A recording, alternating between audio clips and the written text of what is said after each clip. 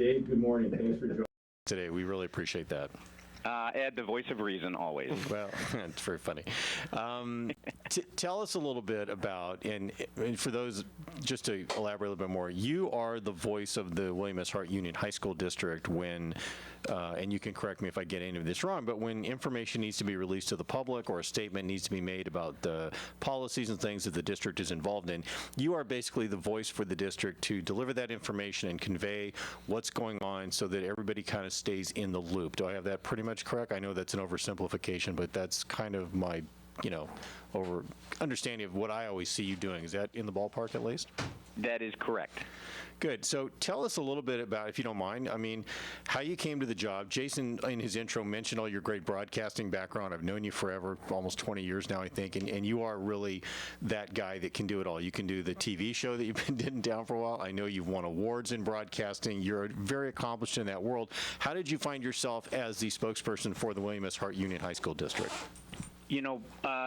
Almost 25 years ago, when I started doing sports here in Santa Clarita, I started to get to know a lot of the people that were at the schools. Obviously, it was mostly coaches and athletic directors and those folks, but those folks are also teachers. And I came to know administrators as well over the years. And I always felt that there was this great group of people who were so dedicated to the education of our children here in Santa Clarita, and I just had so much respect for them. So when the position opened up, I thought I want to be around these people, because these people are, like I said, such good people. They're professional people. They're educated people. They are passionate about education and doing everything they possibly can for these students who, as it turns out, are our children. And I just wanted to be around these people. And so I felt, quite frankly, by the grace of God, I was able to get this job, and so I have enjoyed it every day since. That's about 5.5 years ago. Well, it seems longer only because it seems like you've always kind of been in that job as far, just recent memory. You've become so much, a part of the district, and thank you for giving us the rundown on how you got connected. I think it's a similar feeling for a lot of people here in the community, Dave. We appreciate our education community and not at the same time in equal parts. We sort of take them for granted because it's such a terrific product that gets delivered here in our community in terms of education. But I think a lot of people, when they are reminded about the greatness of our public education community here in Santa Clarita, they do have to say, yeah, you know what, I probably should appreciate them a little bit more or a lot bit more. My mom was a high school teacher as well, so I know exactly what you mean about being around them. And so how, over the years now, or before I get to that part, how is the district moving forward now this fall coming up? And I know school has already started. We're back into the fall semester. What are the biggest challenges dealing with COVID? Just, I know there's a myriad of things you guys are dealing with, but what are like maybe top one or two things that are the biggest challenges you see moving forward for this fall semester? Well, obviously the virus is front and center. That's the big elephant in the room, and so it just depends on how the numbers start to work out.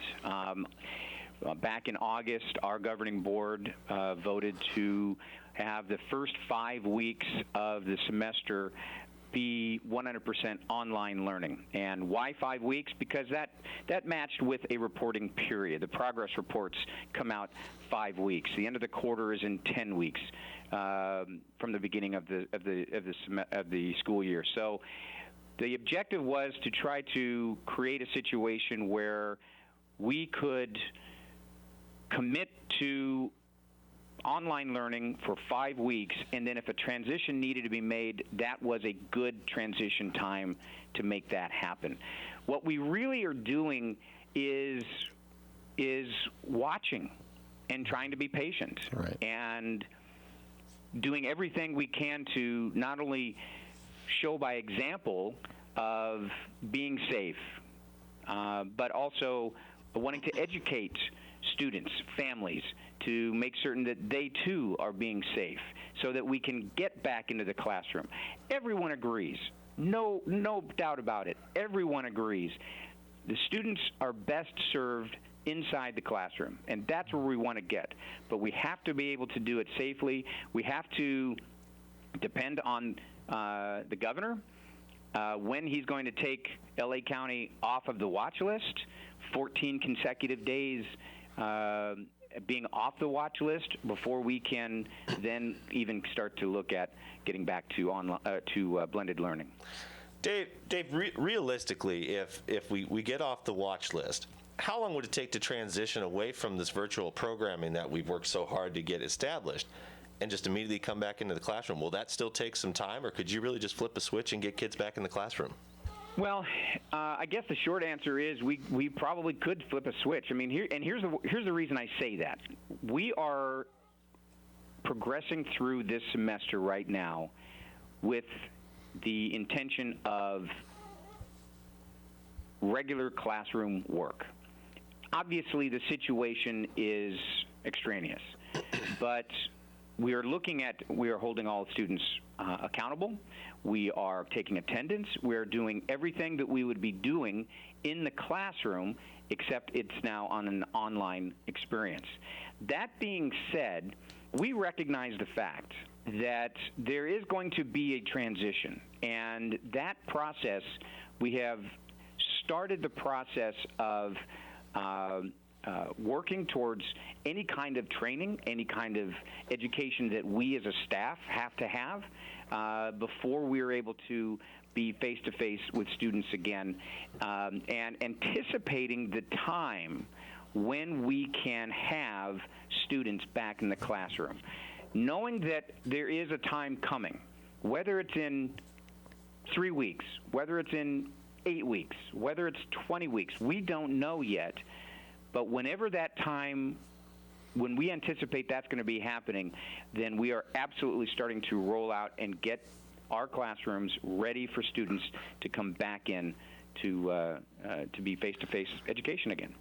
Yeah, that's great, Absolutely. Dave. And I think, as always, we have tremendous faith in the district in terms of their preparation and the fact that you are, as you mentioned, putting student safety and teacher and administrator safety first. So we wouldn't have thought otherwise, but it still looks like a huge task, but you guys seem to be right on top of it.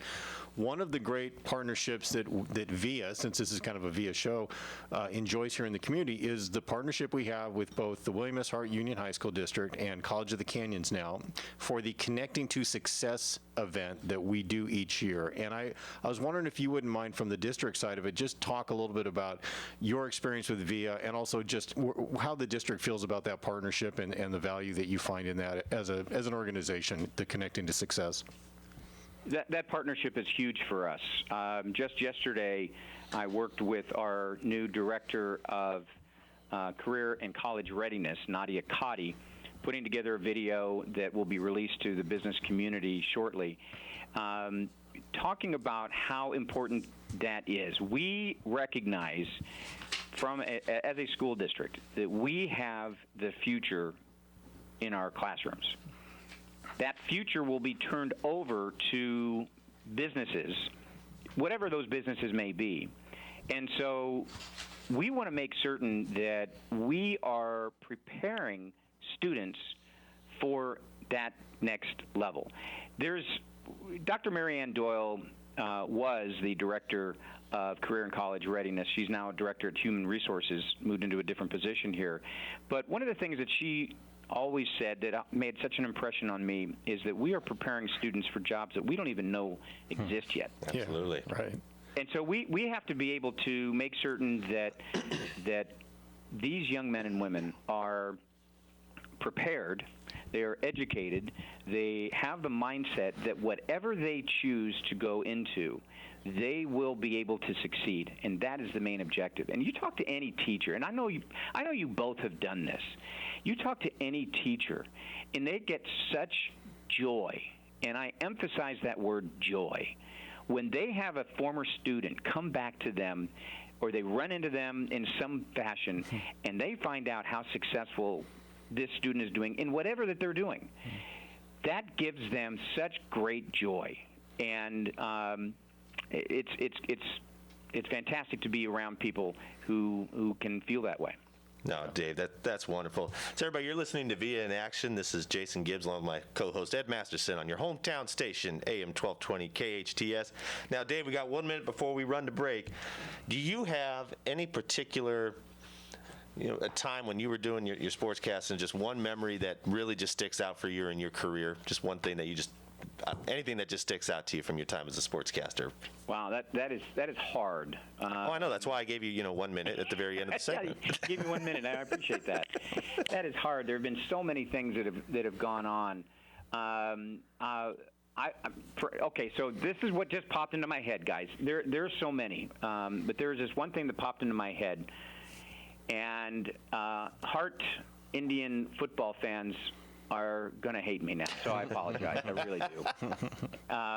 But it's when the Valencia Vikings ended the Indians, I think it was around 65-game Foothill League win streak, Yep. which was something like, 13 straight years? Ed, you know that because you're a Hart dad. Yeah, I am hating Something you. along You're those right, though.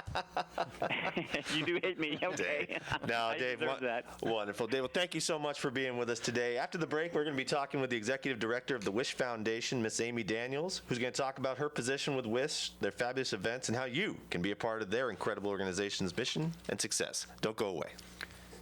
Your business sign is essential to getting customers to your location. Feathers can help you get your business noticed. Feathers, now in a new larger space with plenty of parking. They walk you through each phase of your project with special attention to detail and quality. Feathers will provide you a sign that you can be proud of. Your sign will draw customers in instead of having them drive by. Visit Feathers online at feathersigns.com or go to Feathers' brand new bigger location at 26017 Huntington Drive off Rye Canyon or call 298-9442. Finding the right lawyer can be a challenge, but in Santa Clarita, there's no need to search when there's Hacker Law Group, Santa Clarita's premier litigation firm. Jeffrey Hacker has represented celebrities, financial institutions, accident victims, real estate developers, realtors, contractors, businesses, nonprofit organizations, and other individuals and companies with their legal challenges. Mr. Hacker is one of Santa Clarita's leaders, consistently listed as one of our most influential. When everything is on the line and you need legal counseling, visit hackerlawgroup.com. Loss of hearing can affect the quality of life. Santa Clarita Hearing Center can help. They specialize in both preventative hearing loss and corrective measures, including diagnostic tests, new technology hearing aids, cochlear implants, hearing protection, and tinnitus treatment. They can adjust your current hearing aids or fit you for new ones. Santa Clarita Hearing Center also offers sleep molds, swim molds, and musician monitors. Book an appointment today. Log on to SantaClaritaHearingCenter.com. Located on McBean Parkway next to the hospital. That's SantaClaritaHearingCenter.com. Comfort Keepers provides your loved one with loving in-home care. Miles McNamara, certified senior advisor and owner of Comfort Keepers in-home care. Our caregivers can help you in your own home, enhancing independence, creating safety and comfort. Our Comfort Keepers provide companionship, meal preparation, medication reminders, assistance with personal care, and even transportation to doctor's appointments. If someone you love can use a helping hand at home, visit ComfortKeepers.com. Or call 287-4200. Passionate about keeping our guys working and staying safe. Corey Nathan and Brandon Cruz, owners of C-Spot Go, opened their power washing, window cleaning business in Santa Clarita so they could call it home for business and families. We care about safety and quality. We're offering a one-time special, $500 for your whole house, including exterior window cleaning for any house under 2,800 square feet, and for larger homes, a quote with a correspondingly deep discount. For details, visit cspot-go.com. Hello, I'm Mike Lindell, the inventor of My Pillow, and like all of you out there, I had problems sleeping. Pillows would go flat, I would flip-flop all night long, I would wake up with a sore neck, maybe a headache, or feel like I needed a nap even though I slept 8 hours. When I invented My Pillow, I wanted it to where you could move the patented fill to give you the exact support you need as an individual, regardless of sleep position. My Pillow will get you into that deep sleep faster, and you will stay there longer. It's not about how much time we spend in bed, it's about how much of that quality sleep we get. I I do all of my own manufacturing right here in the United States. I have a 10-year warranty. You can wash and dry my pillow, and I give you a 60-day money-back guarantee, so you have nothing to lose. And here's my best offer ever. You can buy one of my pillows and get one absolutely free. Go to mypillow.com and use the promo code KHTS, or call 800-973-3927 and use the promo code KHTS. That's 800-973-3927 or mypillow.com and use the promo code KHTS. 98.1 FM and AM 1220. The community's choice. Thank you, KHTS, for keeping me posted with the latest on COVID-19.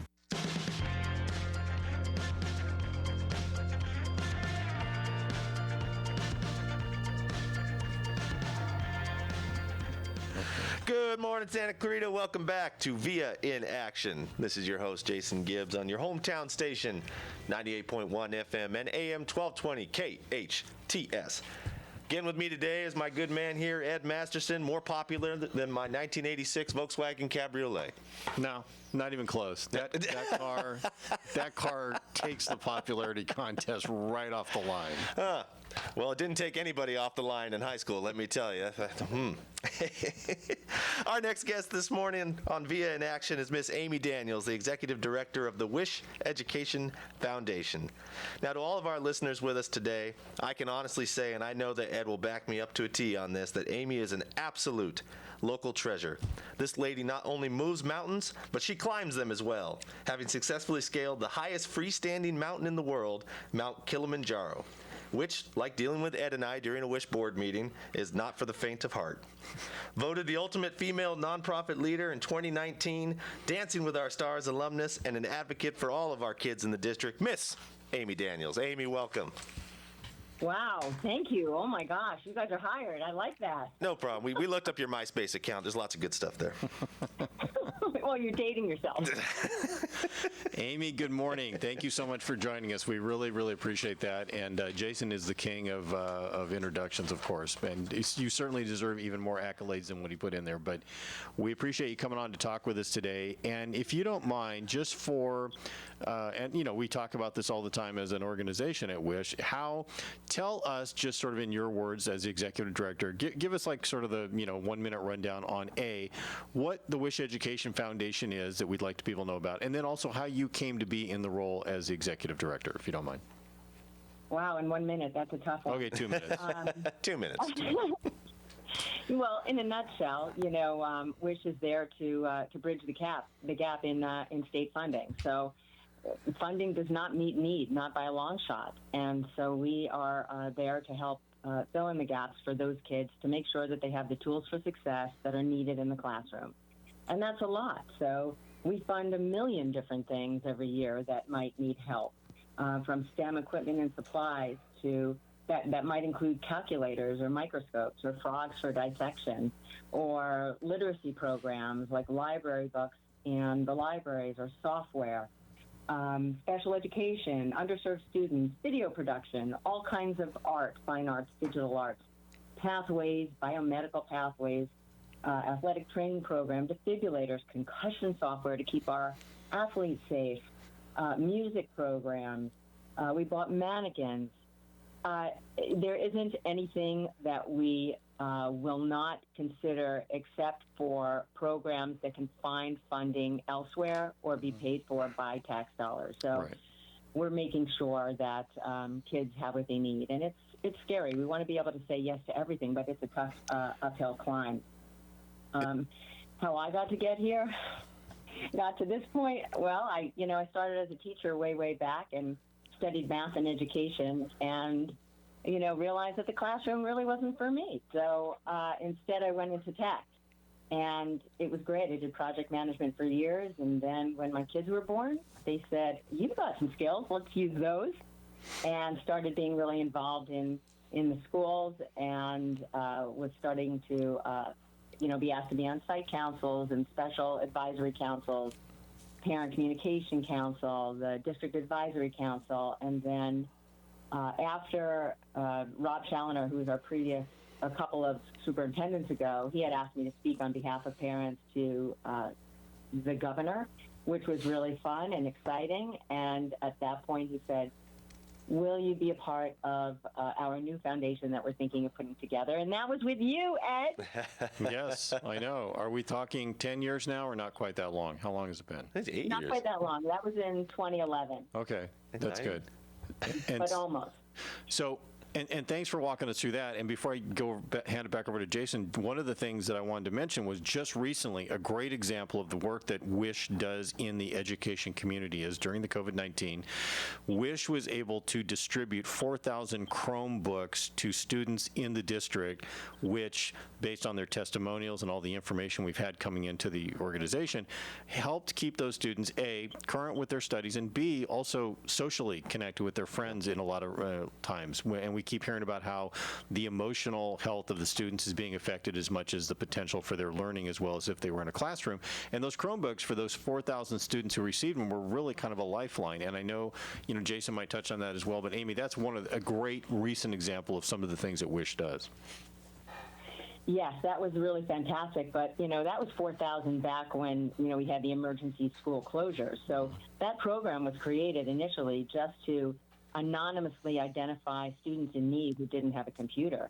And we loved being able to help those kids, but how fabulous that program became so vital at that time. And, 4,000 was great for them, but at this point, just after the school closures, from that point to now, we've given out close to 8,500. Wow, that's awesome. Chromebooks. For a total in the program of over 10,000 Chromebooks. It's quite amazing. That is phenomenal. Yeah. Jason. No, Amy, that's wonderful.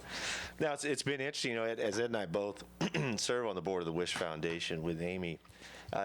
One of the hardest parts I think we've all had to deal with COVID this year is all of the wonderful nonprofit events that just really aren't happening. There's been some virtual turnover, or we've seen some great virtual events, but Amy, the very first event I was ever involved with in Santa Clarita was Wine on the Roof back in 2018, and then cocktail, and then I call it the counterpart, but very different, but similar as well, was Cocktails on the Roof, and I'll still attest today they're one of the two best events that we do in this town. What do you see going forward with what WISH is going to do with events like this? I know the long-term planning's already started, but can we still plan to see these coming back soon? Well, it depends on what soon means to everybody. It's all relative, right? Yeah. I really don't foresee that large in-person events are going to come back in 2020. Sure. I'm really not optimistic about that. And we have to be realistic. We have to, as a small nonprofit, I think we need to plan for the worst and hope for the best. And having said that, you need to start considering creative alternatives to revenue. So we had the virtual talent show, which really was set up just to be fun, and people loved it. So that will likely become an annual event, and it was completely virtual. So that was a lot of fun. We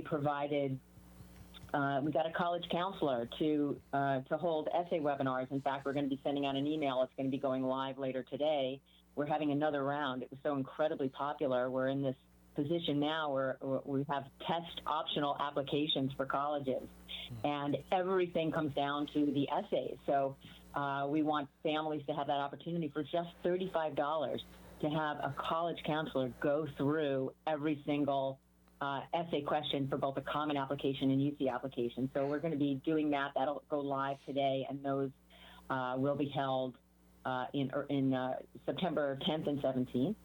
We are looking forward to a few different virtual events for the rest of this year, but I'm going to keep quiet on that. Everybody can go to wishscv.org and check those out, and also sign up for the mailing list there. But we do have our date set up for next year for Wine on the Roof in April, the SCV Music Festival, which is outdoors. I really hope that we'll be able to do that in June, and then Cocktails on the Roof in September, and a brand new event, which is, I'm not sure that I want to say this publicly yet, but it's something very, very She's teasing us, Ed. And I know. This is very, very popular. We are so excited about this. That will be coming out next July on the Westfield property as well, because they are such a wonderful partner Yes, for they us. are. So Yeah, lots of they've been terrific, and thanks for that rundown, Amy. We appreciate that. I mean, the one thing Wish has been doing, and you've been right there, the backbone of making this happen for us, are these terrific ideas for events that we continue to have and produce, and they bring awareness about the organization. They help raise money for the group as well. Tell us a little bit about your membership in VIA. The organization belongs to VIA. We see you involved with things there. How is that relationship or partnership, between VIA and the Wish Education Foundation helped out in terms of just, community awareness, things of that nature? Well, I love VIA. VIA is such a wonderful support organization and allows for an immense amount of networking. Look, I go to their monthly meetings as often as it possibly can. And under your guidance, Ed, when you were the president for 2 years, you kind of changed things around a little bit. And, it's now this wonderful opportunity where you walk into a room and, you might know half the people there, but it always seems like it's growing every single month, and there's always new people to meet and network with. I just sent in my membership for next year. We love you. Thank you. Hey, all right. Good job.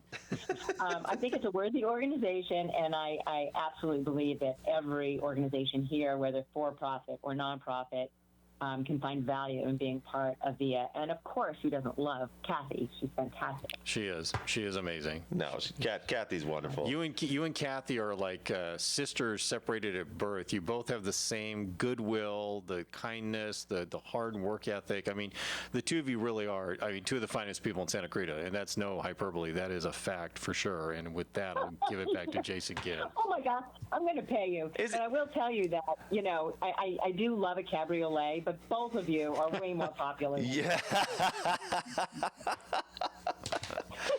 Yep, that was my first car in high school, Amy, a 1986 convertible Volkswagen Cabriolet. I think my dad wanted to make sure I was single till college, and bless his heart, he won that battle. I'd get one tomorrow if I could. Amy, as you know, we always talk about here on VIA, especially during the pandemic and the COVID times. Have you found through the Wish Foundation that the Chromebook program that we have has been one of the most vital pieces that we've provided to the district in this time that they've gone virtual, or has there been a new ask or a new need that's come toward Wish with the pandemic that we can talk about? Thank you for asking about that. There are two programs really that are lots of programs that are incredibly important, but in addition to the Chromebooks, the other piece that is incredibly, vitally important right now is student wellness. And following this August tragedy, yep, Wish jumped in right away with the help of, a lot of corporate sponsorships and a lot of individual giving. And we funded wellness centers across the district. And we continue to fund those because those were restricted funds. And so we're continuing to do that in anticipation of the kids coming back to school. So I don't want anybody to think that has been forgotten. It is ongoing. Mm-hmm. It is incredibly important.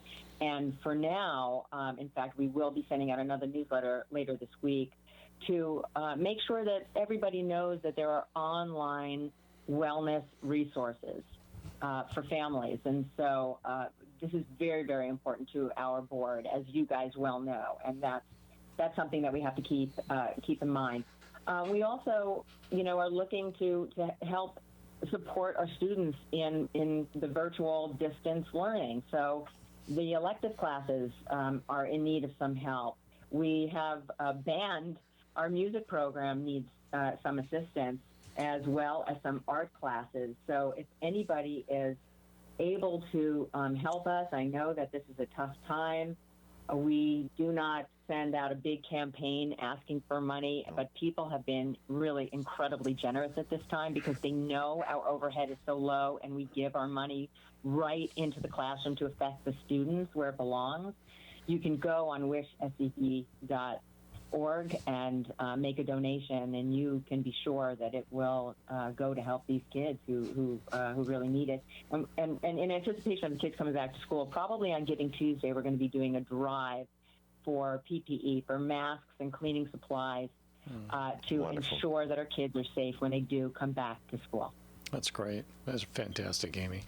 Do you have, in addition to all the great work you're doing for the education community, do you have any more mountains in your sights for climbing, or how, I was talking to Alex Afizi the other day about the possibility of Dancing with Our Stars again sometime in the future, and I think, I don't know, there might be a return performance from Amy Daniels. And then also, what about the mountain thing? I mean, I'm fascinated by anybody that can climb a mountain because it seems dangerous and arduous and almost impossible to do. And yet you kind of like sprang right into that quest and like mastered it right out of the gate. Give us like a 30-second secret to how you do that. You're the mountain climbing champion here in Santa Clarita. Well, that's crazy. No, absolutely not. I don't know anybody who has, no, there are people who have natural ability. That definitely would not be me. But I enjoy doing it. Yes, it's dangerous at times. I have cried. I will admit that readily. I have cried. People have had to save my life. But it's a joy. And, it's a really wonderful feeling when you get to go with good people and be in places that other people really never get to see because they don't have the time or the dedication to do that. I'm not, dissing anybody who doesn't. This is kind of my thing, and I love it. I feel incredibly fortunate to have been to those fabulous places all around the world. I can't get anywhere right now, so it would all be local mountains. So I'm kind of sticking to the local hiking, and that's been great. During COVID, getting out every single day, that's been my social activity, is doing it with other people, and so. Right. Okay. It's really been wonderful. I enjoy it, and thanks, guys. It's fun. Ever since I saw the movie Cliffhanger with Sylvester Stallone, like 20, 25 years ago, that was it. I would never go near a mountain. But anyways, Jason, go ahead. I know. I have to say, it's pretty scary when you're on a mountain and there's nothing but air on one side. It's terrifying. It's not that I have no fear. I just can't turn around at that point. No, you have to keep going. No, that's wonderful. Now, Amy, we got about 30 seconds here. Ed wants to know what your first car was in high school. Oh, my God. Seriously. It was an Oldsmobile Delta 88. Oh, come on. Okay. I swear to God, I could fit like 12 or 14 people if we stacked them. It was fantastic. We would drive through the streets of Manhattan. We could go anywhere with that thing. I loved it. I love that. Right. Amy, that's wonderful. Thank you so much for being with us. You're listening to Via in Action. This is Jason Gibbs along with my co-host Ed Masterson on your hometown station, AM 1220 KHTS. We'll be back shortly with our next guest, Amber Golden Raskin, the founder and executive director of iLead Schools, and Amanda Fisher, the executive director of iLead California. Don't go anywhere. We'll see you on the backside. And now, a cooking tip from Keith Mowry of Bob's Country Meats. Cooking brisket is simple, whether you do it in the oven or on the grill. Okay, briskets come out nice. You want to brown them up real good on the barbecue over medium heat. Season them up however you like. Wrap them in foil. Put them on the other side, go down to a low temperature, low heat, and let that go for about 2.5, 3 hours, just on the low with the lid closed. For the tastiest brisket in town, visit Bob's Country Meats on Soledad in Canyon Country. At Advanced Audiology, we know how important hearing is to you, your loved ones, your work success, your safety, and your ability to stay in the game. Most people won't admit hearing loss to themselves or others. We make it easy for you. Today's digital hearing aids come in a variety of styles, including invisible. All feature-rich, providing unparalleled hearing quality, wearing comfort, and automation that simplifies your life. Don't be fooled by our imitators. There's only one Advanced Audiology with the purple sign next to AAA on Valencia Boulevard. Finding the right auto body shop can feel like a never-ending search. It's more than a job, it's a hobby. Caesar, owner of Body Shop 661, your one-stop body shop. Out here in Santa Clarita, I like seeing my cars driving around. It's really a passion. More than just repairs. Body Shop 661. Trusted, reliable, respected for over 16 years in the Santa Clarita Valley. Visit bodyshop661.com or give them a call, 661-251-2252. Comfort Keepers provides your loved one with loving in-home care. Miles McNamara, certified senior advisor and owner of Comfort Keepers in-home care. Our caregivers can help you in your own home, enhancing independence, creating safety and comfort. Our Comfort Keepers provide companionship, meal preparation, medication reminders, assistance with personal care, and even transportation to doctor's appointments. If someone you love can use a helping hand at home, visit comfortkeepers.com. Or call 287-4200.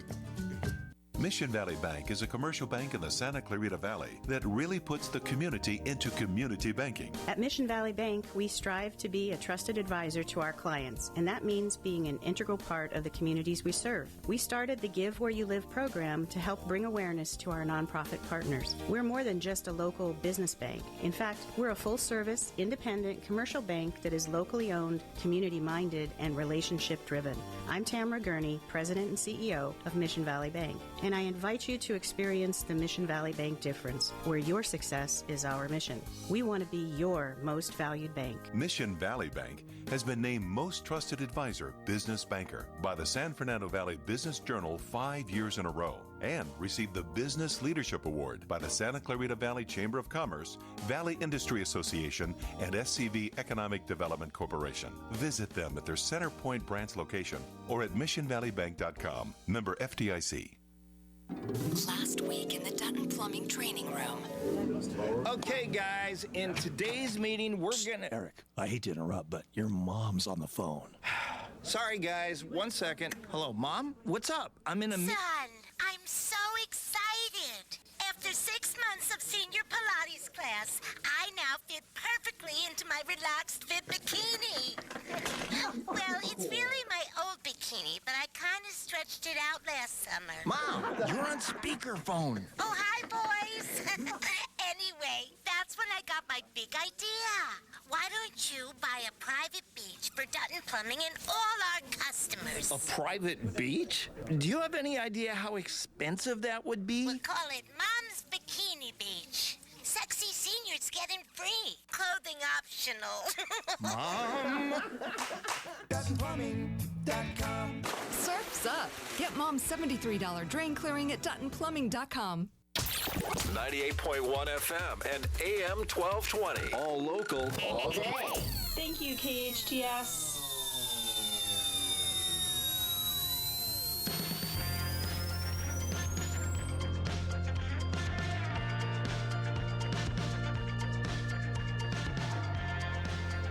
Welcome back, Santa Clarita. You're listening to VA in Action. I'm Jason Gibbs, along with my co-host, Mr. Ed Masterson, on your hometown station, AM 1220 KHTS. More obscure than the Volkswagen Scirocco.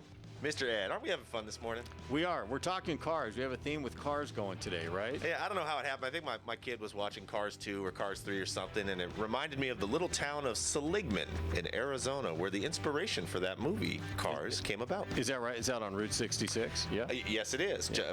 Directly adjacent to the I-40, and that was the whole story about the highway coming through and the little town that they thought would disappear next to it. And you know, Paul Newman voiced one of the cars in the original.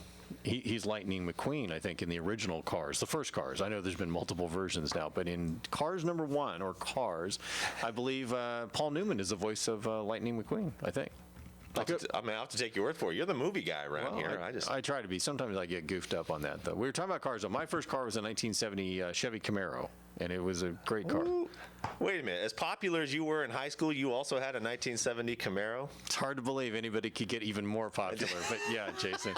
Look, we're breaking down your humility just a little bit. I've been working on you for over 3 weeks. Now, the great thing about that car was I bought it from a lady who had only literally kind of just drove it around town. It had almost no miles on it. I bought it like when it was about 5 years old, and then immediately went about destroying it by, putting a hood scoop on it and headers and all the things that we were into in high school back in those days. And so it went from being this beautiful car that was in pristine condition to being like kind of a hot rod. And then, Now, I don't know if that counts. I don't know if that counts as destroying it. Well, Shane, you're right. At the time, it didn't. But by the time I went to sell it, I realized all the horrible things I had done to that car in the name of speed and coolness and all the stuff that didn't really make me as cool as I thought I was. So you destroyed the resale value, is what you're saying? Yeah, pretty much. Okay, to each their own. But the memory's still intact on just how amazing the car was. Now, the question, Ed, that a lot of people can't. We always talk about our first car, but where did your first car end up?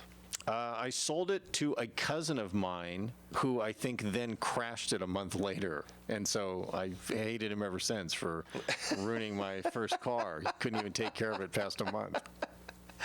Yeah, say that old beautiful Volkswagen Cabriolet that I used to rock. It was interesting. The speedometer didn't work, but the wheel bearings would start getting real loud when you hit 60 miles an hour, so you knew that you were actually hitting the speed limit. So, it worked out great. We were having lunch with Chris from Mercedes-Benz the other day in Salt Creek. It was funny. He was sitting there talking about the technology of cars tomorrow, and one of the things we found so fascinating was that they're going to be able to call you while you're driving down the road and say, hey, this is Chris from Mercedes. We just wanted to let you know that we see tire pressure dropping and you probably have a nail in there and you should go get it serviced. Phenomenal technology. Or scary, depending how you look at it, I guess. And at the time, I think we were on different sides of the fence. You thought it was great. And I said, what happened to the good old days of when you hear something wrong, you turn the radio up and you just go faster to get home? I mean... You were talking about the car company calling you. I just had lunch with my grandpa last weekend. He has a Lexus that still has a corded phone in the center console that you can dial out of. So that's awesome. And it does still work? He doesn't use it frequently, but I'm pretty sure it still works. So look, hey, I bet it looks good. Shane, I had one of those, Shane, in my Corvette that is now sitting on the side of the house because I don't have the money to fix it up. But I had one of the very first Panasonic cell phones that came out. This is probably like 1990-ish, and I had it hardwired into my Corvette, just like the Batmobile. It was so cool. But it was a full-size phone. Like if you were driving down the road and people would see you, they're like, it's a full-size phone back in those days. So now it took two hands to hold. So you were driving with your knees most of the time, basically. No, that was the old Oki. That was the Oki, the field combat style phone, right? The cops probably wish the phones were still that big. It'd be a lot easier to give out those tickets for looking at your phone distracted driving. So. For sure. And it was a lot more expensive back in the old days. Cell phone service was super expensive. Oh, God. Well, as you're listening to VIA in Action, a show dedicated to informing our community about the Valley Industry Association. Up next, we got some members from SCVI joining us. Miss Amber Golden-Raskin, the founder and executive director of iLead Schools, and Amanda Fisher, the executive director of iLead California. Don't go anywhere. We'll see you shortly.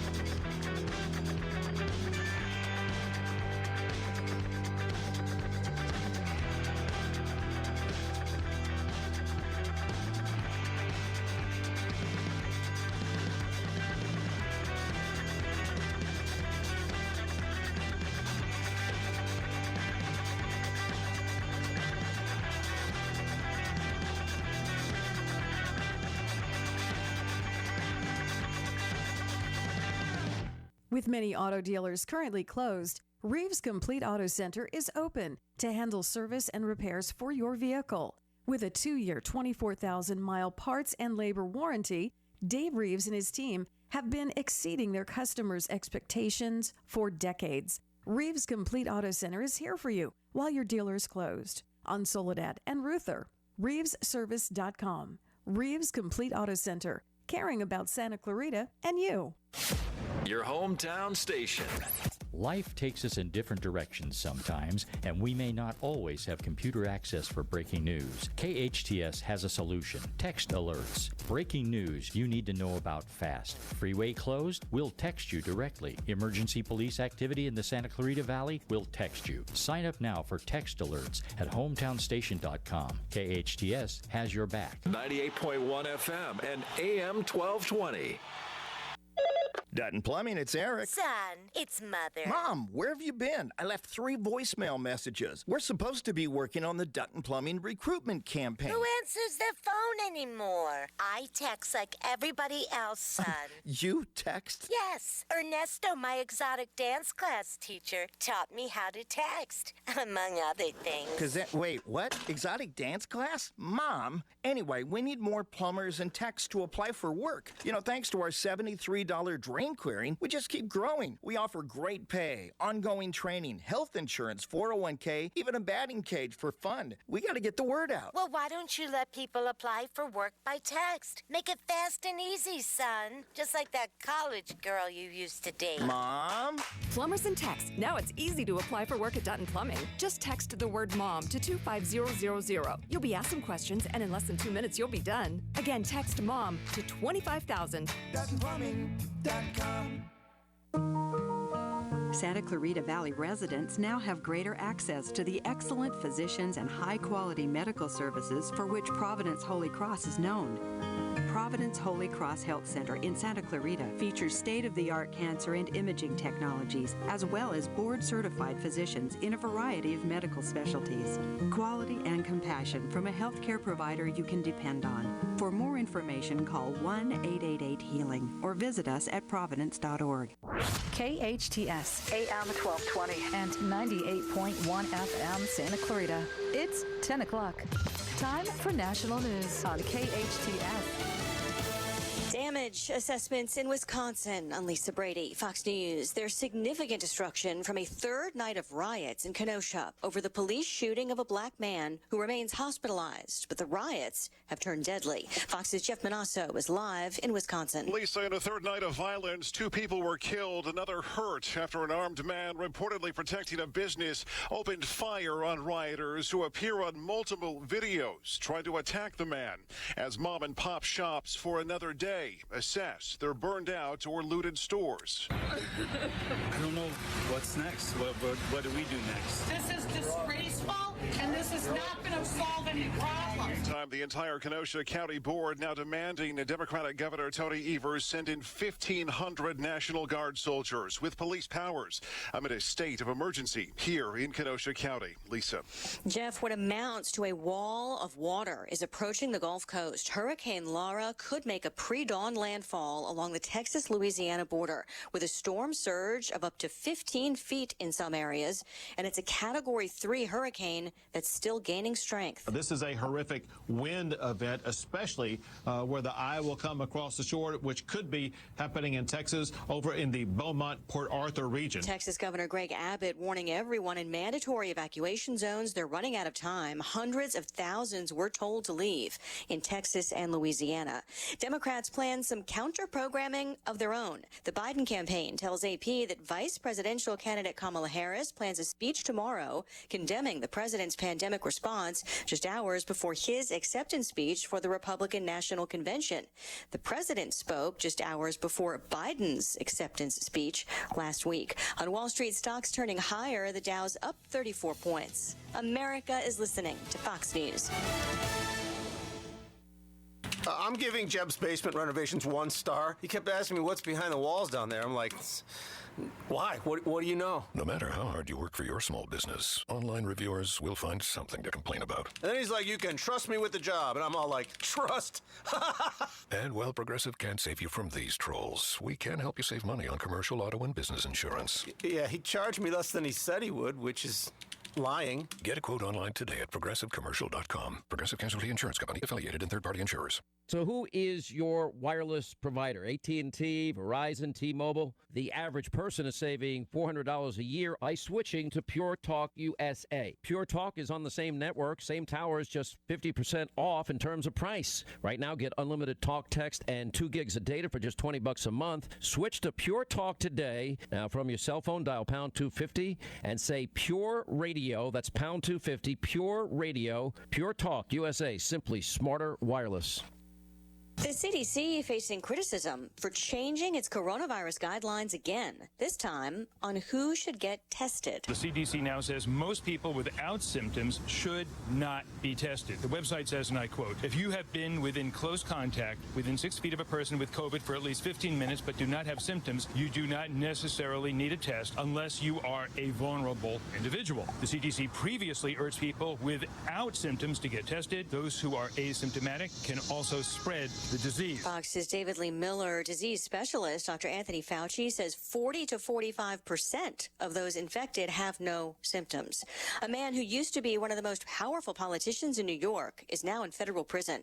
Former State Assembly Speaker Sheldon Silver, who's now 76 years old, reporting this morning to begin serving a more than 6-year sentence for corruption.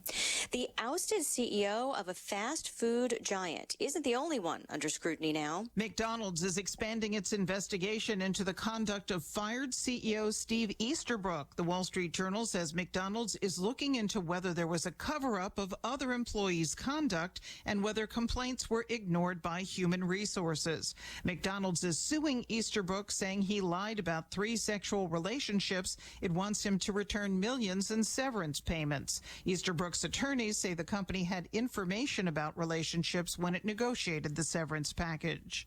Ginny Cosola, Fox Fox News. A lot of college football is already COVID canceled. Now there's a delay for a season still scheduled. The North Carolina State opener at Virginia Tech postponed until September 26th, the 2-week delay because of a cluster of coronavirus cases. The Indiana Pacers need a new head coach, firing Nate McMillan after getting swept out of the NBA playoffs in the first round for the second straight year. I'm Lisa Brady. This is Fox News.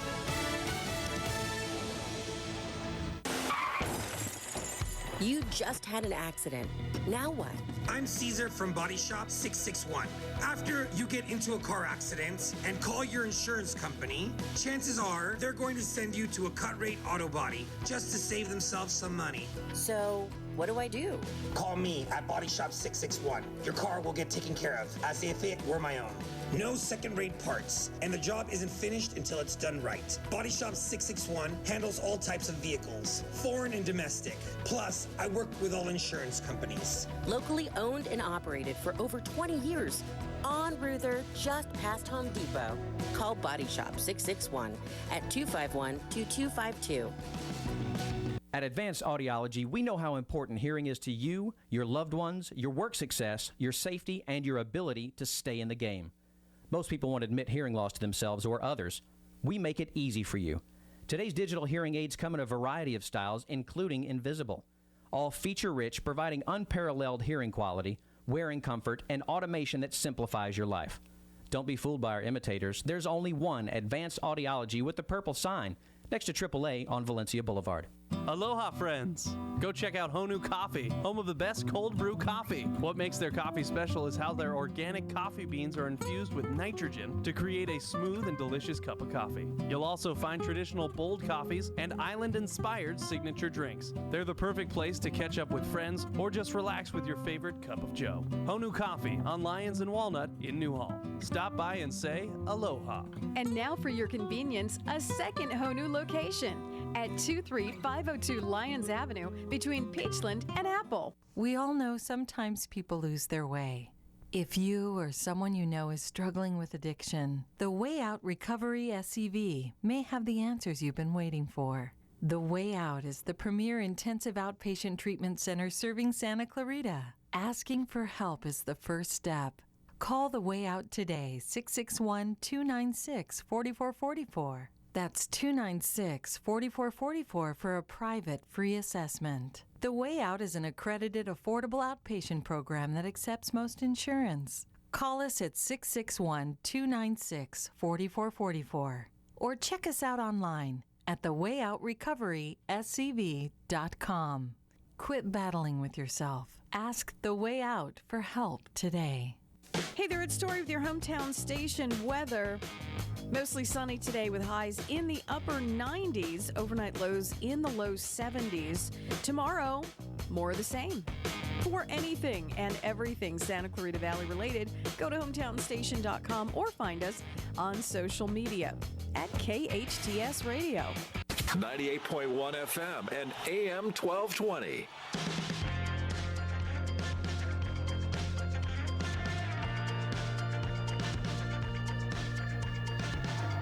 Good morning, Santa Clarita. Welcome back to Via in Action. I'm your host, Jason Gibbs, on your hometown station, 98.1 FM and AM 1220 KHTS. Still with me in studio, because I blocked him and had to let him go, the mater to my Lightning McQueen, Mr. Ed Masterson. Thank you, Jason. Thank you. Look, I really am running out of these things. Are you? You're going to need to help me for the next week's show. Well, I think our two listeners will probably be a little upset that you have more anecdotes and funny introductions to go along. Well, we'll jump right into it today. So next up, when you were in school, did you feel inspired, empowered, and encouraged?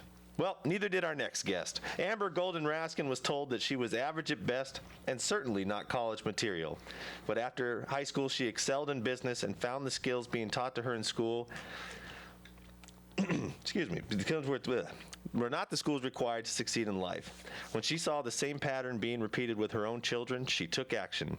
Amber created a school system that meets the true needs of students in the 21st century, which in turn will meet the needs of society in the 21st century. Her vision gave birth to Santa Clarita's first independent site-based charter school and a school network that serves well over 6,000 students nationwide and is recognized as a leader in the innovative, personalized education that our nation needs to continue to lead into the future.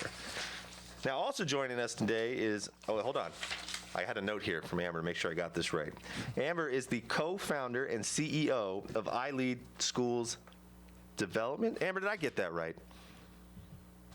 Yes, you did. Oh, so we did get there. I was starting to get nervous. Now, also joining us today is... Complicated. Look, we got there. Also joining us is Amanda Fisher, the Executive Director of iLead Schools. In 2018, Amanda Fisher added to iLead a breadth of educational experience that is almost unparalleled. She began her teaching career at Castaic Elementary School over 20 years ago, before moving up to the William S. Hart School District, teaching both junior high and high school. But it wasn't long before her tremendous leadership got noticed, and she was promoted to assistant principal, and then assistant superintendent for the Acton Agua Dulce School District. Today, she does serve as the executive director of iLead California, where she focuses on building relationships with staff, supporting all aspects of iLead California schools, and working closely with school directors and providing leadership and legal compliance support. Ladies, welcome this morning. Thank you for joining us. Welcome. Thank you for having us. Yeah. How are you today? We're doing good. We're doing good, Amber. I was telling Jason that you and I have known each other for a while now, and I was thinking back to the first event that we worked with you on over at the Hyatt, and I want to say it was maybe 8 years ago. You and Dawn and I kind of co-emceed the event there at the Hyatt one night. Am I right? Is that about 8 years ago, or is it not quite that long? That sounds about right to me, but I wouldn't say we co-emceed it. I'd say you emceed it and we rode your coattails because we were, whenever we got nervous, you helped us feel comfortable. I was very grateful for your calming presence, and then we've had you back so many times, and we greatly appreciate it when you come. Well, it was fun. I just remember at some point Dawn either maybe had enough maybe wine, or she got comfortable enough where her shoes were off when she went back up on stage. So I figured she was feeling pretty good. And then I think I took mine off too. Yes. I think that was when we honored Scott Wilk. Yes, that's very funny. So anyway, we really appreciate both of you joining us here this morning. And I know that the iLead school system that I know it says 2008 is when you opened your first one, but I'm understanding also you have schools in other states around the country as well as just here in California. Is that correct? Can you tell us a little bit about that? Yeah, it's, what you said in the intro was so interesting because I was just looking around for something that felt inspiring and matched the education, as I heard you say in the last segment, of the jobs that our kids are going to have that we don't even know exist yet. Yeah. Mm-hmm. And when I was really looking to rather than just homeschool myself, I wanted to create a system so that other kids could participate too, or send my own kids to private school. I decided to use that money towards opening a public school for other kids. So I never knew it was going to lead to everything it's led to, which was a slow evolution of, after we opened the first one, the mayor of Lancaster said, will you please bring that model to Lancaster? So we opened another one in Lancaster, and then it evolved and evolved and evolved to where now we have, Amanda, correct me if I'm wrong, because we're adding new schools every year. 6 schools in California and 3 outside of California in other states, which is why my title changes, because we form new nonprofits and new entities as we do this, and we kind of, I've shifted around which specific entity I work for, what my title is we grow and add new people. But yeah, we're in 6,000. We have served now, starting with 75 students opening day in 2008. Now we're at 6,000 students across the country and growing. And it's been only when we're invited, only when we're asked. We don't go seeking to grow. It's people saying, please come here, please bring that here. And we didn't know we were onto something when we started. And as big as we were anyway. And you and Amanda both have fantastic education backgrounds as well, and so much, street credibility in terms of being in the education system. And how are all of you dealing with, I'm guessing it's similar to some of the other schools that are same challenges, the COVID-19 thing has put everybody into, crisis / pivoting mode, to use an overused term. How has that affected all of you in terms of that?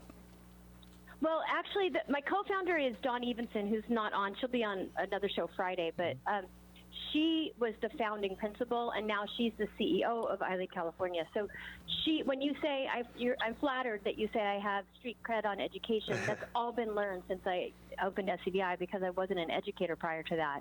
But incredible educators like Dawn and Amanda are the ones that I do the business side, and they do the education side, and they're just incredible. So they pivot and are always studying and learning what trends are coming, so we're always ready. So the distance learning and the online learning that we've been doing for many years. We've had an online charter school for a long time. We've had hybrid and distance learning models for a long time, long before COVID ever hit. So when COVID came, it was just a natural for us to say, oh, not only do we know how to do this, we've been doing this for a very long time. And they were watching well ahead of time to see what might be coming and prepared for weeks and months before the shutdown orders even came. So specifically what we did, I'd love to have Amanda speak to that, because she was leading that charge. Sure. So the cornerstone of us, as you said in your intro, is really personalized learning. And so we wanted to make sure that we stayed true to the fact that we wanted to provide for our students project-based and social-emotional learning and developing leaders, because that's who we are. So as we worked on the schedule and the variables and different changing, we really thought through how can we make this consistent for our families, for our facilitators, for everyone. So we created a schedule that allows our facilitators, what they're doing today, they will be doing when we're allowed to go back to our site, so in a hybrid model. And what happens is that we are so blessed, as Amber said, with online giving us a platform and sharing with us what they've done for the last 5 years. And also our hybrid model, learning from their expertise, that we were able to take that into our seat-based programs and utilize them. When they first came out with the closure, I think it was on March 13th, our schools were up and running with kids in classes on March 16th. And that's really incredible. I mean, yeah, it really was. And our special ed, they were actually servicing kids by that Wednesday. So huge just accolades to everybody out there that helped support us and moved us forward. And I think we've done a really great job. I'm super proud. We just started school yesterday. And so I'm excited to see what it's going to look like. We had 3 days to prepare before. Now our teachers have had, weeks of preparation.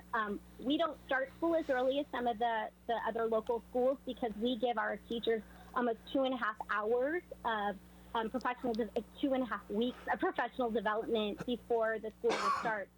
So this year, our teachers really got to participate in what it would be like to be a learner in this new asynchronous, meaning working on your own, synchronous, working online with a facilitator, to see what that would look like and feel like on the other side, and now perfect their craft and start rolling it out yesterday to our kids. So I think it's going to be a very different, but we're excited for the opportunity and see the growth that our kids make. No, Amanda, that's wonderful. And, kind of more of just a general question that I wanted to ask. I have a 3-year-old son and a 2-year-old daughter, so I'm just now, starting to get involved myself with, what kind of education we're going to see for my kids. And growing up in Santa Barbara, we had both, what I called the traditional public schools and also charter schools. And the best analogy I ever heard was, if you really talk about the difference between a traditional school or a charter school, it's like boxes and briefs. They're both underwear, but one's a better fit for you.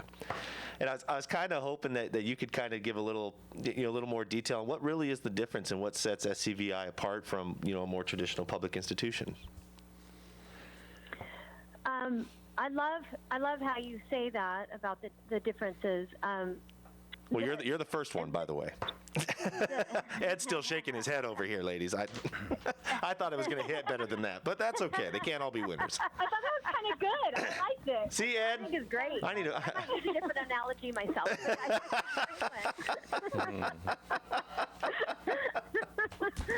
But the technical difference is that the funding follows the student. And just like they do in district schools, wherever the student's enrolled is where the funding goes. But instead of going to a district, it goes to a governing board that is just for that school. And that's an important distinction because a lot of people think that charter schools or there's a fee. I was telling somebody about our online school, and they loved it. They were so excited about it. And then they said, well, how much does it cost? And one of the things that actually Jerry Cerati Goldman always reminds me is remind people it's free, because a lot of people just make the assumption and they don't ask, so they don't understand it's not. Sure. And there's no district boundaries. And that's really how it affects the parent and the student the most.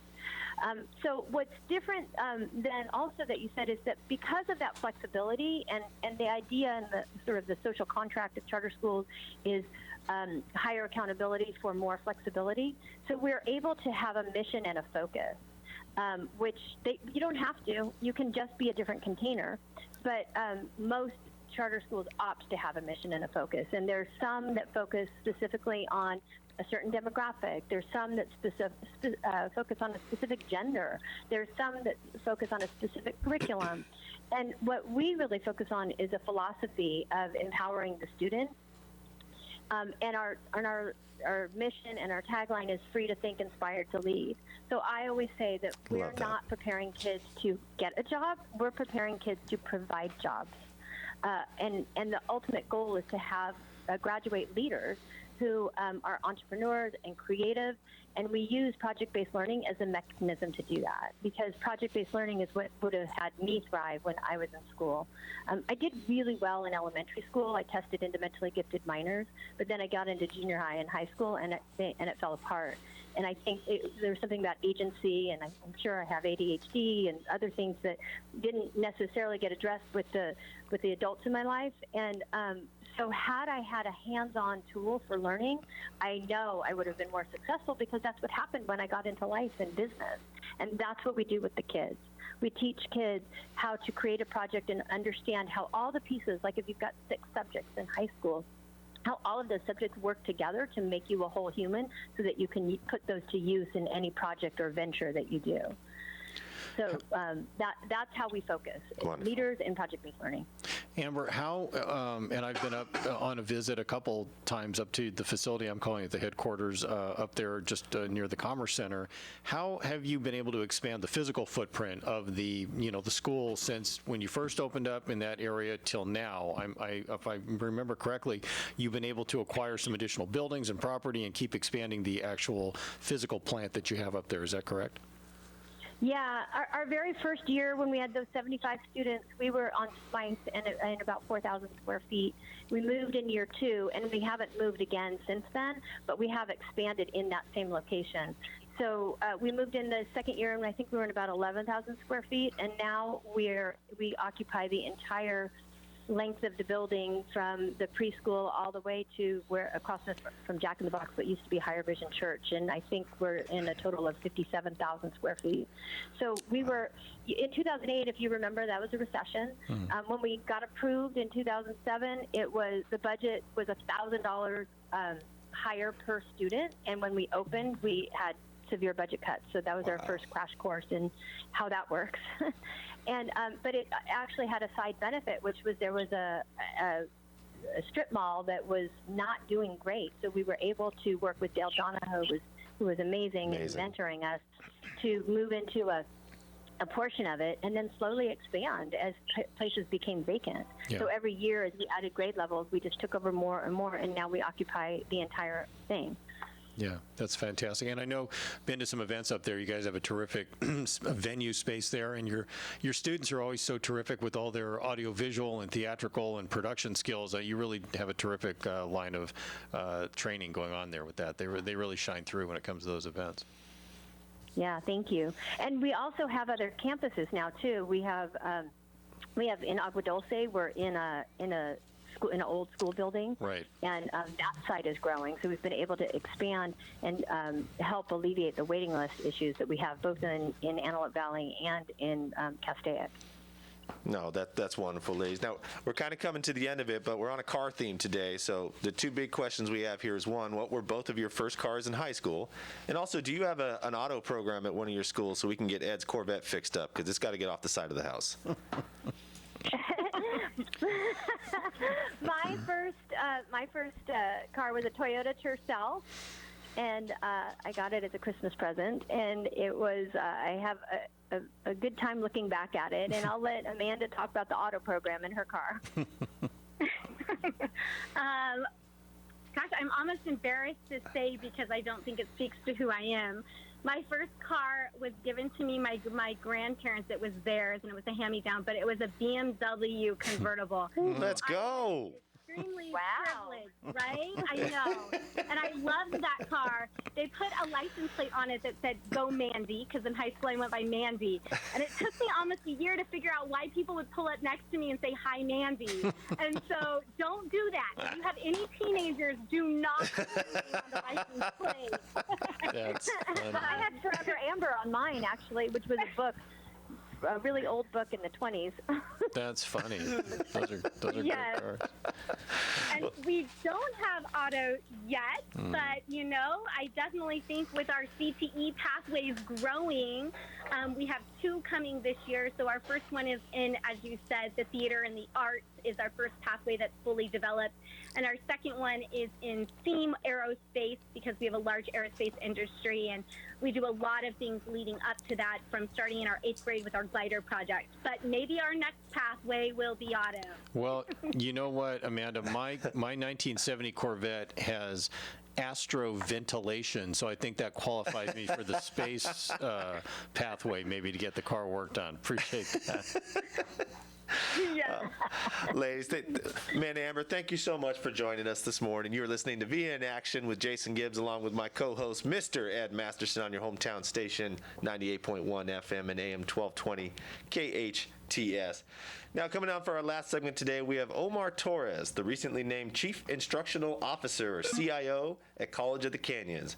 Join VIA in Action to discuss how COC is working to excel students during these very dynamic and turbulent times in their lives. Stay tuned. Join us this fall for online fun with the Canyon Theater Guild online youth workshops. Super fun classes with acting, singing, dancing, audition tips, script writing, scene study, improv, and putting on real shows created for online performance. Get creative, meet new friends, and most of all, have a blast from the comfort of your own home. Call 661-799-2702 or ctgworkshops@gmail.com or canyontheater.org. This is Bradley from Santa Clarita Grocery, the all-volunteer grocery program serving children, families, and individuals experiencing food insecurities. Since January 2020, Santa Clarita Grocery has distributed 83 tons of fresh groceries to 4,465 families in the SCV. Santa Clarita Grocery is a drive-up, drive-through service with physical distancing in place to continue serving our community. If you are in need or looking for a charity to do the most good for our community, please consider partnering with us by donating to Santa Clarita Grocery, one of the most efficient charities in the Santa Clarita Valley. A full 99 cents out of every dollar goes directly back to the community. Santa Clarita Grocery operates on a 1% overhead and is sustained through private donations. Santa Clarita Grocery is at 21176 Center Point Parkway in the Oasis Furniture parking lot. Please visit our website, santaclaritagrocery.org, or Facebook at Santa Clarita Grocery to make a difference in our awesome town community. 661-425-7575. Be our guest and experience the difference.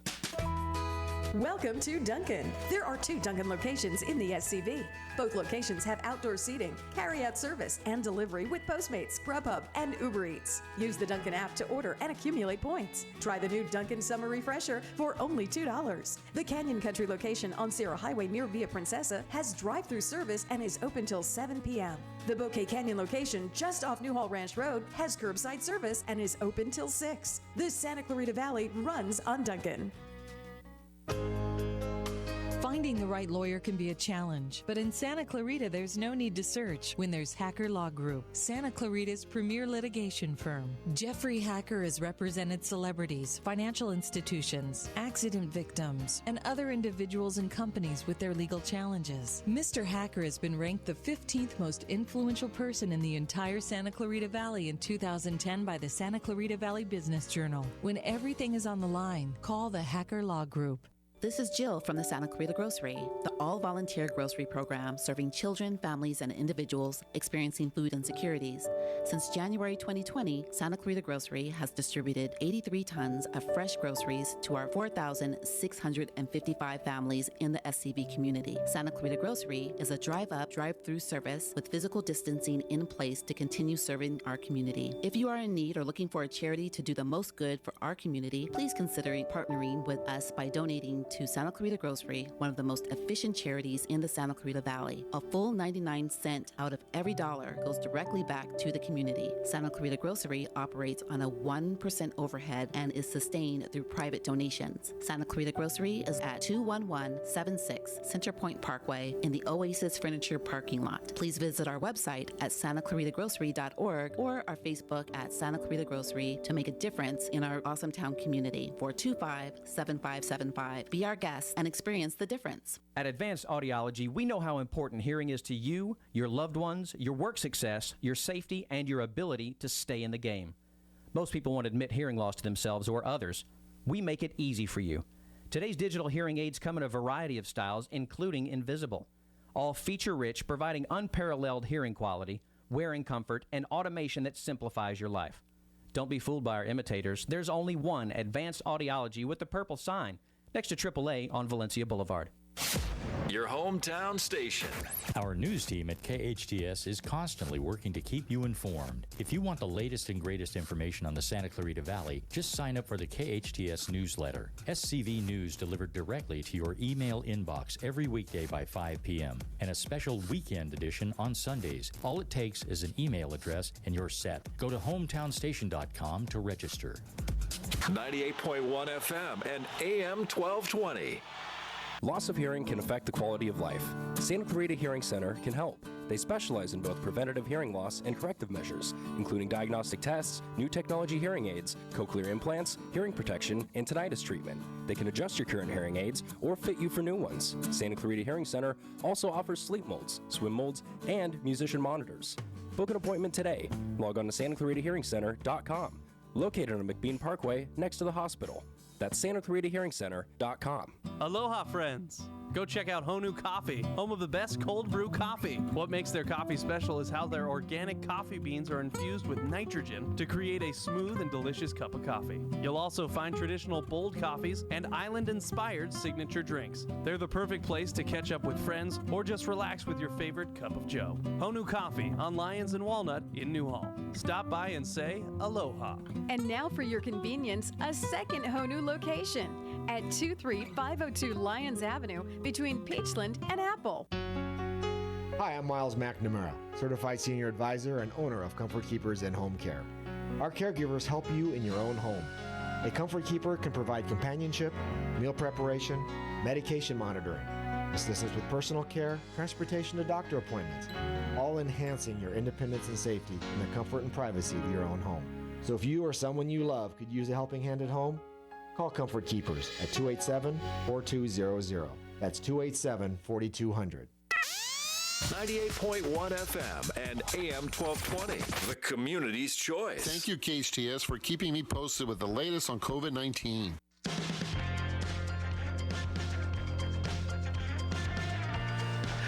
Welcome back, Santa Clarita. You are here with Via in Action. I'm your host, Jason Gibbs, on your hometown station, AM 1220 KHTS. Still with me for the last half hour, the Ferrari of foundations, more notable than the Chevy Corvair and more cult classic than the DeLorean, Mr. Ed Masterson. Thank you, Jason. Ed, it's my pleasure. Via in Action is a show dedicated to informing our community about the Valley Industry Association, or better known as VIA, the events and programs we produce, and having guests on the show who have both shaped and benefited from various activities that we put on. We have a wonderful history here in the SCV since 1981. Please check us out at www.viavia.org and learn about our programs, committees, and ways to step up your business.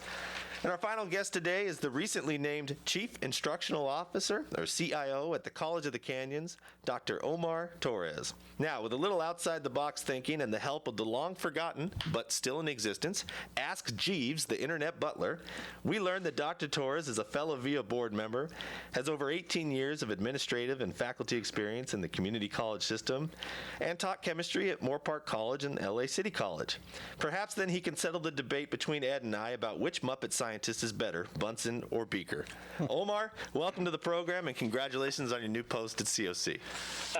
Good morning, Jason and Ed. Thank you so much for having me on this morning. I appreciate it. I think I've got to go with Beaker. Wow. I'm making Ed head shake a lot. We're going to have to get him to a chiropractor or something after this show. That neck's going to be hurting. Omar, thank you for joining us. And I think, Jason, we need to clarify. We didn't have to go to Ask Jeeves to realize that Omar was a fellow board member with us at VIA. We knew that already. Well, if we looked left or right, we could see him at the board member. But So, okay. Omar, thank you so much for coming on. You know, what I was telling Jason, one of the things I love about you the most, and I'm sure you do hear this from other people as well, but you have got this sort of infectious energy. Like when you come into a room, you sort of just brighten up a room with, you don't even have to say anything. You just bring with you sort of the good, positive version of Pigpen. Like, you know, his thing was kind of negative. When you walk into a room, you just bring a vibe and an aura with you into a room that just makes everybody kind of brighten up. So, we're super excited that you came on to join us this morning. We love having you as a fellow board member at VIA. We really appreciate that. And, you know, today we're talking about education and your new role and things like that. If you don't mind, can you just kind of give us a little quick background on, we heard some of your accolades already about your background in education, but tell us about how you came to College of the Canyons a little bit and how you kind of went from your first landing there to where you are now with this new position. Tell us a little bit about that. Thanks, Ed. Well, you know, I love the Santa Clarita Valley. I love VIA. It's been an incredible privilege to be a part of the board for the last year or so. You know, unfortunately, this pandemic has sort of changed our lives in so many ways that we are very limited now in our ability to engage, you know, because of social distancing and whatnot. But nevertheless, the show must go on, as they say. I came to Santa Clarita back in 2010 as the Dean of Math, Science, and Engineering at College of the Canyons. I knew that I wanted to work for a pioneering, entrepreneurial type visionary leader that Dr. Diane Van Hook is. And, you know, working in a single college district is vastly different, as you can imagine, from working in a multi-campus district where I came from, where I taught either, you know, full-time in chemistry at Moorpark College, part of the Ventura District, or even part-time as an adjunct in the massive Los Angeles Community College District. You have a lot more freedom and flexibility and an ability to get things done quickly for the community and for our students when you work in a single college district with one board, one college, one chancellor, etc. And so that was really part of what drew me to Santa Clarita back in 2010. And I had, you know, conversations with folks that are part of the community here and there about how great it was to, you know, not only be a part of the college, but also be a part of the community. But I had no idea until I actually came here. I interviewed and I was accepted to serve as the dean back in 2010. It's been an incredible 10-year ride, you know, from serving as the dean for approximately 6 years between my duties in math, science, engineering, and later taking on duties over the health professions and public safety, eventually became the Associate Vice President of Academic Affairs and Services. And with the retirement of Dr. Jerry Buckley, a former VIA board member. Absolutely. And our recently retired interim CIO, I had the opportunity to apply for the position, and I am very grateful that I was given the opportunity to serve. Oh, Omar, man, that's wonderful. First of all, can I just say, I think Ed is the only person in town that could call somebody infectious during a pandemic and it still be considered a good thing. So, Ed, I'm pretty proud of you for that. But, Omar, one thing I wanted to ask you before we get rolling, you know, the CIO, I'm familiar with the position, but I was hoping you could tell us and our listeners a little bit more about what that position entails and what your responsibilities are now at the college. Sure, absolutely. As the Chief Instructional Officer, basically my position has oversight over anything and everything related to instruction, related to providing support for students outside of the classroom, in terms of library, learning resources, that sort of support, and of course, working to create internship opportunities for our students so that they can go out and serve our local businesses and industry and really put into practice what they've learned theoretically in the classroom while supporting all of our, again, local businesses and industry. So my role is to basically work and support our faculty, our staff, and our administrators in making sure that the needs of our local community and our students are best being met. And part of my platform was really to, if I was given the opportunity to serve, which thankfully I have, my platform is to basically remove barriers. There's so many things, so many complications that are going on in our world nowadays, in addition to the pandemic. And so my role is really to remove those barriers for our managers, for our faculty, for our staff, so that we can create opportunities for students and for the community. That's great. Omar, thank you. Yeah, Omar, that's fantastic. And, again, you do such a great job of that. And I think part of that is, education is, in my opinion, one of the ultimate people businesses. So there is all of the knowledge that people have to work in the education field. But then having a personality and a way to engage with students, fellow administrators, fellow faculty members, whatever point you're at, to me, that's a big, big part of how educators connect with their student population as well. And so I think having somebody like yourself that's in such a key position at the college is fantastic. And I remember, I wanted to ask you a little bit about, you're familiar with a program that we do. We talked about it a little bit earlier in the program. VIA does an annual program called Connecting to Success. And now that program, in addition to how it started out with the William S. Hart Union High School District, has now expanded to include College of the Canyons as well as another part of that triangle connecting all three. And one time, it was several years ago, and I don't know if this is true anymore, but I think it was Chancellor Van Hook. She was talking at an event that I was at, and she was mentioning, I think, the fact that there were quite a few students maybe in our community that had never set foot on campus over at College of the Canyons, and that surprised me. Both of my kids went through the Hart District. They both attended College of the Canyons, so that surprised me a little bit, and I wasn't sure, if she was maybe just being anecdotal about it, but I know part of the Connecting to Success program is to remind people and introduce people to the fact that there's this terrific through line when you go from the William S. Hart Union High School District over to College of the Canyons, which I think has so many phenomenal offerings to get students into what I like to call step A of their ultimate plan, getting students introduced to things, whether they have a specific desire for a program that's already in place there, or they're not quite sure where they're going, whether they're going to do a four-year education or they're going to go. So COC gives people so many great opportunities to get introduced to so many world-class elements of education that, to me, that's the value of the school, and it always has been. It seems to be going just upward in terms of the trajectory on continuing that. Tell us a little bit about what you think in terms of Connecting to Success, VIA's role in that, the colleges, just, the whole thing. Give us your thoughts on it, just overview. Absolutely. Well, first of all, a huge shout-out to VIA and also to the William S. Hart Union High School District, because the partnership, that sort of triad that we have between VIA, the high school district, and the college is in existence because we have so many players on all sides that are willing to come together and meet and provide this opportunity for our aspiring students. And as I think about what's going on in the pandemic right now, and everybody's turned on the news, and of course we're hearing about four-year colleges and universities left and right that are closing up shop with what's going on. Of course, their students are at home doing the work. I can't help but think, well, golly, we here at College of the Canyons have that opportunity to serve those students and to work with those students and to get them where they want to be, even if they are temporarily having to work from home, taking some of the lower division classes that they need, get those out of a way at a fraction of the cost that parents would incur if this were at a four-year college or university, and then still allow those students to move on. So the beauty of the Connecting to Success program is really we've been able to partner with VIA to provide that sort of connection between the work that the students are doing at the high school level through the Hart District, and then continuing some of their lower division work at College of the Canyons. And Ed, you're absolutely right.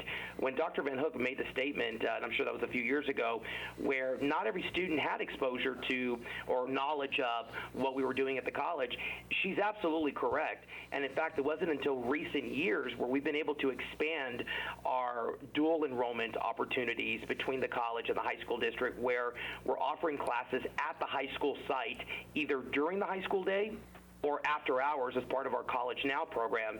And through those innovations, we've been able to expand the capacity for the college to offer those college-level courses to high school students while they're simultaneously enrolled in high school. And so the pipeline has grown tremendously in the last 3 years, and I think that we're in a much better position now to provide that access for students in a way that doesn't cost them or their parents any money, provides them with the opportunity to engage in college-level work, to earn college-level credit, and then to decide once they're ready to graduate from high school what they want to do moving forward. And so a big part of all of that has come to fruition because of the work VIA has done in really supporting and promoting making that connection between the high school district and the college district. And it's been a true pleasure to participate in it over the last few years that I've been involved in it. Everyone has been great, and it's been very aspiring, and even local businesses have come in and have provided opportunities for students to hear about, well, this is what you could be doing.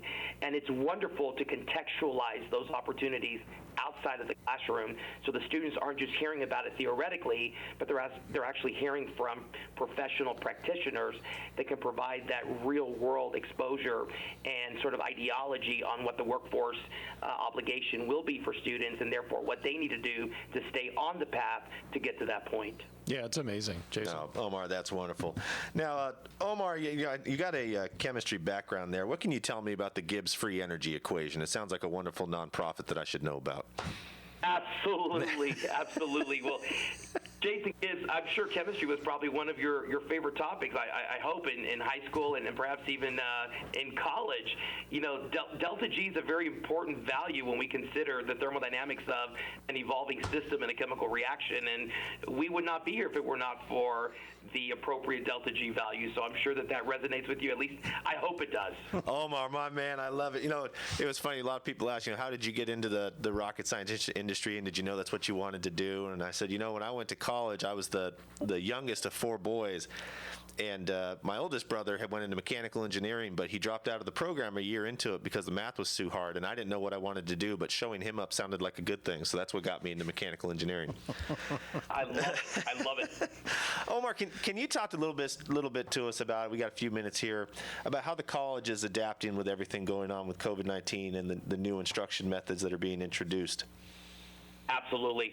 Well, I tell you, it's been an interesting time, as you can imagine, not only for business and industry, but also for higher education and just education in general.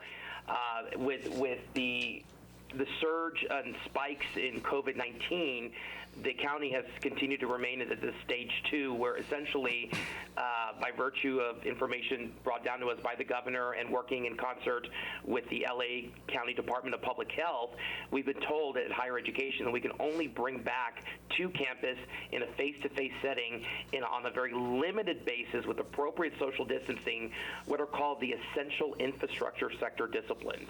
And so Dr. Van Hook and I had to reach out to our contacts and work through Supervisor Barger's office to get clarification on what exactly would that entail as we work through the end of the spring semester, the summer term, and now the start of the fall. And so what we're doing is on a very limited basis where we are promoting proper social distancing, we're bringing back cohorts of students working on the labs and labs only as related to our 8 identified essential infrastructure sector disciplines, those being automotive, construction technology, culinary arts, EMT, emergency medical technician, MLT, or medical laboratory technician, nursing, land surveying, and welding. And again, I want to be clear that those are only the laboratory programs that are allowed on campus, cohorted, because we can't have a full class in at once because of social distancing. Everything else at the college, gentlemen, is being delivered in a distance education format. Wow. So many of our labs, like for example, we were talking about chemistry a moment ago, our chemistry labs, our biology labs, our physics labs, engineering, and the list goes on and on. Those labs are being conducted in a virtual manner, as well as all of the lectures across the college. Faculty have the option of offering those classes through an asynchronous manner or synchronous, where there are scheduled times each week in which the instructor and the students are meeting up through Canvas and through Zoom, and they're having a live lecture at a regulated time each week. And so it's been a challenge to convert all of the classes to a distance education mode, but we've done it successfully. In fact, we were talking about our partnership with the Hart High School District. We actually led a professional development opportunity this summer where many of our faculty that are, participated in sort of what I'll call a train-the-trainer type model, where they worked with many of the Hart High School teachers and administrators and other folks to train them on best practices, how to provide distance education, online instruction for students, because even the high school district needed some of that professional development as well. So it really has been a valley-wide effort. And again, as I reflect on the good work that VIA has done to bring the high school and college district together, I'm a firm believer that a lot of this professional development that we've been engaged in currently would not have been possible had it not been for those connections that we've made, due in part to the great work that VIA has put together over the years with our Connecting to Success program. Absolutely, Omar. We got 10 seconds here. First car in high school, what'd you have? Say again? What was your first car in high school? Oh, a Toyota Supra. Look at that. I think he wins. Omar, thank you so much for being with us. You're on VIA in Action with Jason Gibbs and Ed Masterson. We'll be back in a moment. Currently closed, Reeves Complete Auto Center is open to handle service and repairs for your vehicle. With a 2-year, 24,000-mile parts and labor warranty, Dave Reeves and his team have been exceeding their customers' expectations for decades. Reeves Complete Auto Center is here for you while your dealer is closed. On Soledad and Ruther, ReevesService.com. Reeves Complete Auto Center, caring about Santa Clarita and you. The coronavirus has put us in a position of creating a new normal. Family Law at Home understands. Their goal is to meet you in the safest place possible, and these days that might be in your own home in a virtual meeting.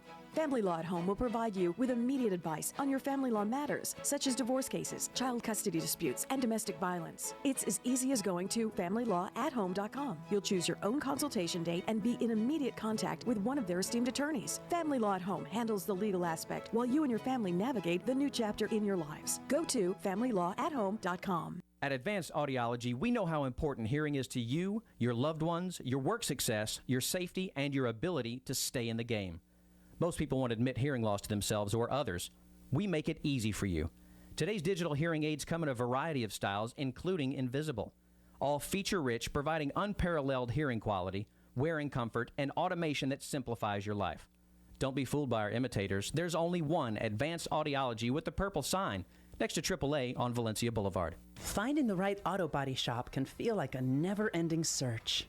It's more than a job, it's a hobby. Caesar, owner of Body Shop 661, your one-stop body shop.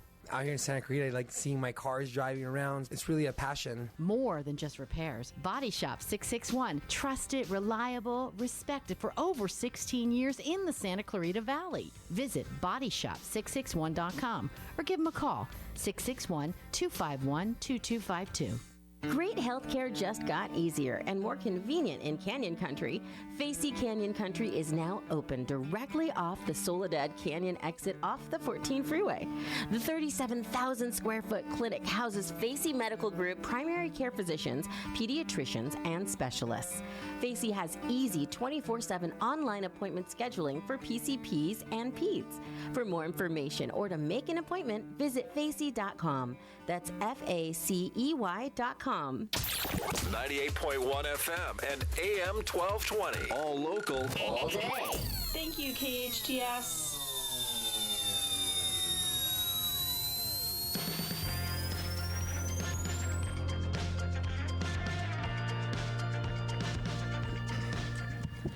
Welcome back, Santa Clarita, to VIA in Action. I am your host, Jason Gibbs, on your hometown station, 98.1 FM, AM 1220, KHTS. Yes, sir. Ed, another show in the bank. I'm not even going to come up with some cool analogy about some obscure car. I don't think that's necessary. Well, I think you could go the obvious route and talk about getting to the finish line, stuff like that. Maybe do a little Ford versus Ferrari. Gone in 60 seconds. Since we're closing the show. Ford versus Ferrari was a fantastic movie. Fantastic picture, and I think a lot of people know this now, but a good part of a lot of the amazing scenes in that thing were shot out at the Agua Dulce Air Park, right out here in Santa Clarita. Really? The entire start and finish line for the Le Mans racetrack in that picture was shot on the airstrip out there at the Agua Dulce Air Park. I did not know that. Yeah, That's it's got incredible. a great Santa Clarita connection, and one of my favorite films last year. It was fantastic. No, I did get to visit the Shelby Museum out there and outside of Vegas once last time I was out there. It is such a cool place. Shelby is such an icon for the car modification. I mean, you talked about modifying your 70 Camaro and being sad about what you did to it. He made those Mustangs even better and the original Shelby cars even better. Yeah, I think my Camaro could have fared better with Carol Shelby on board doing those customizations instead of me buying stuff at the speed shop and just winging it, probably. Do you think Carol would be okay touching a Chevy? I think he would. I think he was a lover of automotive things in general. So I think, talk about a great guy to have in the family, right? Kind of like having a chef in the family for Thanksgiving. Having Carol Shelby in the family if something goes wrong with your car. Yeah, I wonder if he did oil changes for his brothers and sisters. The grandkids, to show them how to work their way around a motor. Yeah, stuff like that. Well, everybody, Be in Action is a show dedicated to informing our community about the Valley Industry Association, or much better known as VIA, the events and programs that we produce, and having guests on the show who have both shaped and benefited from the various activities that we put on. We've had a wonderful history here in Santa Clarita since 1981. Please come visit us at www.via.org, VIA.org. Now, everybody, September, we got a busy month ahead for events this month. I was sitting here looking at the calendar. I wanted to pull them up. We got something September 1st. Yes, we have. So we have the. I want to make sure I get the the title of it right. It's called "Covering Your Assets." It takes more than a mask to cover your assets. Yes, that's right. It was the OSHA requirements and the COVID panel discussion. And then September 11th, we have the VIA Breakfast Club with Brad Chase from Infodemic, I believe. And then Tuesday, September 15th, we are having a candidates forum for our 2 assembly member candidates for the 38th District. That's Suzette Valladares and Lucy Volotsky. And then September 29th, we're coming back with the VIA CEO Forum. That's right. And Mr. Jeff Meyer's kind of taking the helm on that one this year. I know it's going to be a great program. And don't forget we have a show here next Wednesday. Yes, we do. We should figure out some people to get on. We should. Maybe Shane and Marvin can be our 2 guys next week. We'll interview them about how tough it is to work with amateur radio hosts. Wait, are we still amateurs? We've done this 3 weeks in a row already. I saw somebody started a Facebook group about us. We got 12 members. Yeah. 9 of them don't know they're a part of the group, but that's okay. Sure. Well, at least our egos have expanded beyond the credibility of our show. I'm telling you, and I'm breaking down your humility. I'm going to keep coming up with great things to say about you. Eventually, you're just going to accept all the praise that I put out there. Nah, got a lifetime of rejecting that. I think I'll be okay. My goodness. But thank you everybody for being with us. I think we're going to have a good program next week. I think what we're planning to do is have a lot of our long-term members who've been very involved with VIA from the beginning come join us and talk about their experience and how they've been involved in VIA and what VIA can do for you and your business. So please, again, check us out at via.org. You can go check out the calendar and see all the great events and get signed up, get your tickets, and come join us for all the events we're doing here in September. Man, I think that's kind of all the hot stuff for now. I hear the music. I think we're done. Is this when they kick us off? That's it. We're gone. Well, thank you, everybody. We'll see you next week.